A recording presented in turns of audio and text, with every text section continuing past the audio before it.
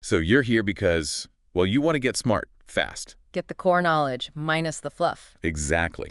And today, we're diving deep into something that seems pretty simple on the surface. A list. A list of 50 beautiful-sounding girl names. Right. But trust us, this is, it's more than just a pretty compilation. Definitely more. Think of it less as just a list and more like a concentrated look at, how language, history, culture, how they all weave together. Okay. Our mission, really, is to unpack the stories hidden inside these names. Where do they come from? What do they mean? And why do they sort of click with us? It's like a shortcut, then, to understanding some, well, pretty fascinating bits about being human. That's a good way to put it. Yeah, we're not just going to say, oh, that sounds nice. Yeah. We want to know why it sounds nice. What echoes from the past does it carry? Mm-hmm. So yeah, get ready to explore a surprising amount of cultural insight, all tucked away in these 50 names. And what you start to see is that even in something really personal, like a name, you find these incredible threads. Yeah, connecting us across continents, across centuries. It really shows that constant flow, that exchange of ideas and sounds throughout history. It's kind of cool. Okay, let's start then. Maybe look at some names that seem to have that, immediate, almost universal appeal. Good idea. Where should we begin? How about area? It rolls off the tongue, doesn't it? It does. Very smooth. Comes from Italian, Mm-hmm. means air or melody. There's this instant feeling of, like, lightness, Yeah. musicality. Right. And it's interesting why sounds like that work so well phonetically. What do you mean? Well, those open vowels in area, for instance, they sort of lend themselves to a feeling of spaciousness, like air itself. Oh, okay. And then the melody connection, well, that taps straight into our, basic human love for music and rhythm. And Selene, Greek origin means moon. It has that same kind of instant, almost ethereal beauty. Uh-huh. Celestial names often do.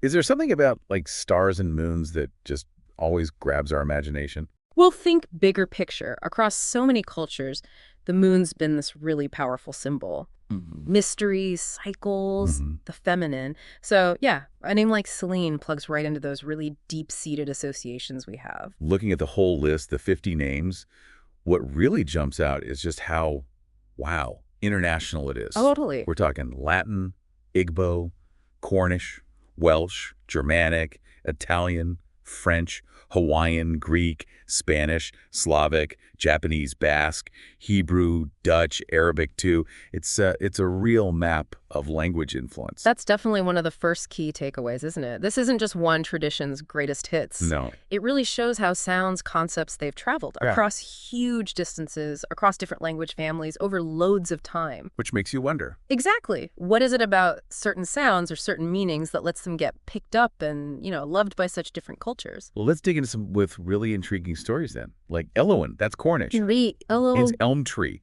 There's something really solid grounded about that, don't you think? Mm-hmm. That connection to nature, what does that signify in names generally? Well, names rooted in nature, they often act as this powerful link, right, to the environment and the qualities we see in it. Like strength. Yeah. The elm tree, for example, in different traditions, it's often seen as a symbol of strength, resilience. Okay. So giving a child a name like Elowen, it's like subtly wishing those enduring qualities for them. Interesting. Then you've got Isolde, Huh. which is fascinating because it might be Welsh, Yeah. might be Germanic. And the meanings are quite different. Totally. Ice ruler or beautiful. Yeah. How does one name end up with such opposite possibilities? Well, that really shines a light on how language, twists and turns over time. To different origins. It's possible it popped up separately in both language groups, picking up different feelings. Or maybe one meaning kind of morphed into the other. Yeah. It makes you think about the specific cultural moments when each meaning, took hold. And Leilani. From Hawaiian, it's just gorgeous. Yeah. Heavenly garland of flowers. You can almost smell it, can't you? Yeah. Yeah. You feel the warmth, the fragrance. What does a name like that tell us about, say, Hawaiian culture? What's really striking there is how deeply nature and spirituality are woven together in Hawaiian culture. All right. Layla, they aren't just pretty decorations. They're packed with symbolism, love, honor, connection to the divine, aloha. Right. So Leilani just beautifully captures that core cultural value. Azura. So simple. Spanish, sky blue. Simple but effective. Yeah, there's something so visually striking about it. Why do direct color links work so well in names? Sometimes it's the most basic things in our experience, like the color of the sky, that carry the biggest emotional weight. How so? Sky blue just evokes feelings, doesn't it? Peace, maybe. Vastness, possibility. Qualities parents might just intuitively want for their child. Seraphina. Hebrew origins, meaning fiery, ardent. Wow, that's powerful imagery. It really is. Very intense. What kind of impression does a name like that give off? Well, fire imagery often connects to passion, right? Energy, transformation. So Seraphina carries that built-in sense of dynamism, intensity, suggests someone strong, spirited. Okay, now Amaya is super interesting. It pops up in Japanese, meaning night rain, and also in Basque, meaning the end. Talk about different vibes. Completely different. How does one sound end up meaning such opposite things? This is just a fantastic example of, well, linguistic coincidence, pure chance. Really? Two totally separate languages, evolving on their own paths, just happen to land on the same sound, but with completely different meanings. Wild. It makes you think, doesn't it, how your own name might sound, or what it might mean to someone from a totally different language background. Avalon Welsh, Island of Apples. Yeah. Instantly makes you think of Arthurian legend. Of course, King Arthur, Excalibur, all that. How much does that kind of mythical connection add to a name's appeal? A lot, I think. That link to mythology, it just layers in romance, mystery, a sense of history. Avalon being this sort of idyllic, legendary spot, it carries those feelings of paradise, enchantment, resonates really deeply, especially in Western culture. Vespera, Latin, evening star. It's just beautiful, evokes that quiet time of day. Twilight, very serene. What is it about planets and stars that makes such evocative names? Well, the evening star, which is usually Venus, right? It's been a source of wonder inspiration for thousands of years. True. So Vespera captures that feeling of transition, the beauty of dusk, the quiet before the night, connects us to those timeless sky cycles. Sapphira, Hebrew, beautiful gem, sapphire. A very direct link to something precious, visually stunning. Like Azura with color, but with a gemstone. Yeah. What qualities do gemstone names usually bring to mind? Well, often they suggest value, obviously. Rarity, inherent beauty. And the sapphire specifically is linked to wisdom, even royalty sometimes. So it subtly hints at those qualities. Exactly, for someone named Sapphira. Zephyra, Greek west wind. Makes you think of a gentle breeze. And the god Zephyrus. Right. The mythological figure. How do those myth links really enrich a name's meaning? It adds layers, doesn't it? Layers of story, symbolism. Zephyrus, the gentle west wind, he brings spring, new beginnings in the myths. Okay. So Zephyr isn't just the wind, it carries those associated mythological vibes too. Acacia, Greek thorny tree. But surprisingly, it's also a symbol of immortality. That seems like a contradiction. It does at first glance. A thorny image linked to something everlasting. Yeah, how does that work? Well, maybe the richness is in that duality. The thorny part could suggest resilience, right? Ability to handle challenges. Okay, toughness. While the immortality symbol speaks to life's endurance, the cycles of nature, it's more complex. Alana, Spanish, sunlight. Again, simple, radiant. What's the power in those straightforward positive names? Names like Solana, they tap into feelings that are pretty much universally positive. Warmth, energy, life itself. Can't argue with sunlight. Right.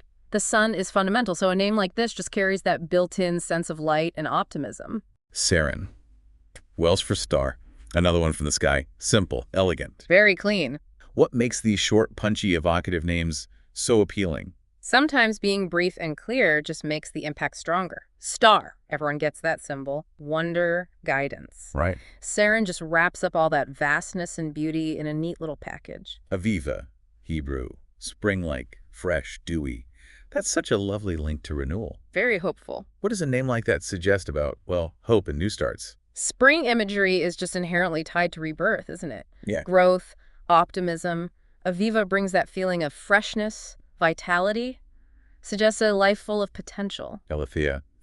Greek for truth. That's quite different. More abstract, powerful. Yeah, not nature or light, but a concept. What kind of statement does a name like that make? A name like Aletheia, it sort of goes beyond the physical or natural world. It speaks to a core philosophical value. Honesty. Honesty, authenticity, yeah. It's a name with real intellectual, maybe moral weight to it. And Zariah. This one has possible Arabic and Hebrew roots, meaning princess or radiance. Another dual origin. Yeah, and both meanings have that noble, bright feel. What does it signal when a name carries similar positive vibes across different cultures. That's interesting. When you see that overlap, similar positive meanings in different languages, it suggests there are certain qualities humans just universally appreciate. Like royalty or brightness? Exactly. In this case, nobility, radiance, it points to shared hopes, shared values, even across cultural divides. We also see names with interesting language links, like Ondine. It shows up spelled slightly differently Ondina, but with a similar meaning, little wave, across Latin, French, Italian, Portuguese. The Romance languages. What does that tell us about how languages spread and relate? It's a great example of how languages in the same family here, the ones that came from Latin, share common roots. Right. The spelling differences show how pronunciation changed in each language over time, but the core meaning, little wave, stuck around, Yeah. shows that shared history. Then there are those with clear myth or history ties, like Alara, Greek mythology, one of Zeus's lovers. A specific figure? How does knowing the backstory change how we hear a name? Well, that connection adds, intrigue, a layer of narrative. Knowing Alara's story adds a sense of ancient history, maybe even a hint of rebellious spirit, depending how you read the myth. And Kala, Greek, beautiful, direct, lovely, also a flower. The calla lily, yeah. How does that double connection boost the appeal? It's like double reinforcement, isn't it? The meaning says beautiful, and the flower gives you this clear visual image of beauty and elegance, makes it extra appealing. Lyra. Greek again. For the lyre, the instrument, Yeah. also a constellation. Another blend, like Kala, music and the stars. Yeah, beautiful mix of sound and the cosmos. What's the power when names link things that seem kind of separate? Names like Lyra create this lovely synergy, right? Linking earthly things like music and harmony with the huge scale of the universe. Just gives art and everything else. Pretty much. Connection to art and the universe. It just broadens the name's symbolic reach. Thalia. Yeah. Greek, to blossom.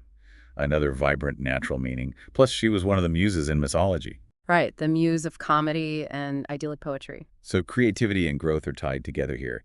How do names linked to the muses resonate? The muses, they just embody inspiration, the arts. So a name like Thalia doesn't just suggest flourishing like a flower, but also carries that connection to creativity, joy, the artistic spirit.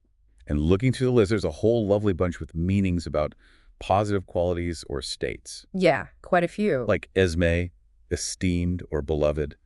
Alina, bright, beautiful. Celine, dignified.